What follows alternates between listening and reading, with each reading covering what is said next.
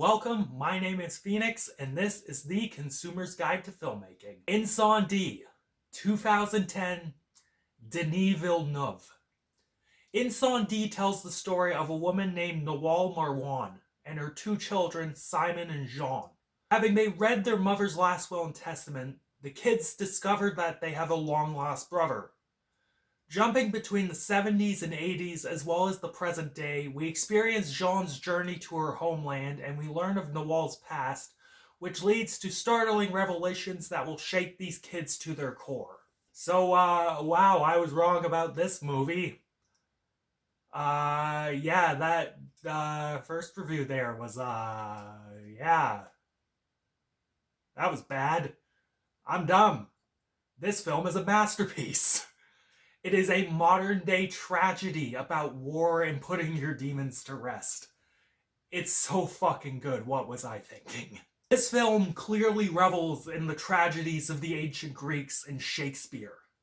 Much of its writing and its structure plays out like something like Oedipus Rex or King Lear. And what a well-written tragedy this is. The plot points are so tightly set up, and the film reveals information at the right moments, playing with dramatic irony and foreshadowing so brilliantly. Its final plot twist is brilliant, and despite knowing it ahead of time, still has impact. This is due to the amazing performances from the cast.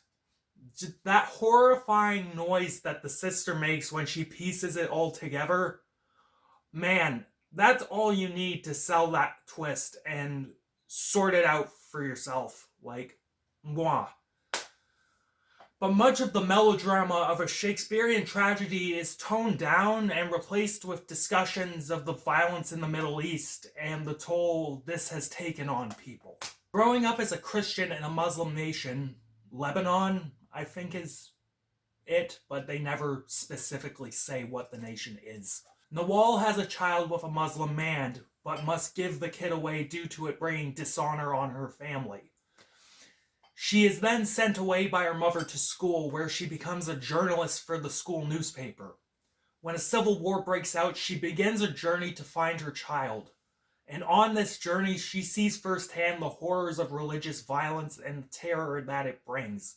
The bus massacre scene, which is based on an actual thing that happened in Lebanon, where she tries to save a child by pretending she's her mom and stealing the kid from her actual mom, only for the kid to just be shot and the bus burned down, was genuinely horrifying. After joining the rebels and becoming disillusioned with the Christian sect of this country, she kills the leader of the Christian side of the war and is sent to prison.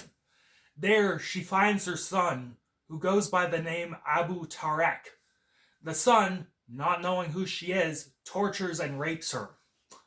She then becomes pregnant with Simon and Jean. 1 + 1. Can that equal 1? The horrifying truth behind who the father of her children is broke this woman. And when she encountered her son in Canada all those years later, her body and her mind just shut down. Now, in order to be at peace, she must let her son know what he did to her family and tell her kids that they can heal and break the cycle of violence and suffering.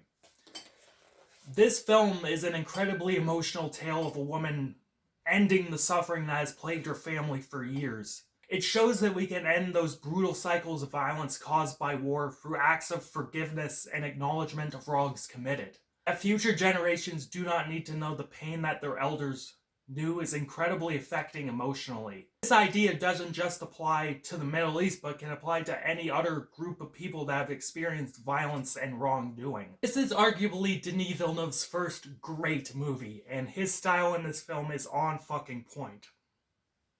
The cinematography is subtle, but when you realize how he is using his camera movements and framing to help accentuate powerful emotions or reveal character motivations, it is truly amazing. His tracking shots and his interesting angles on second viewing become more noticeable and are just a sight to behold.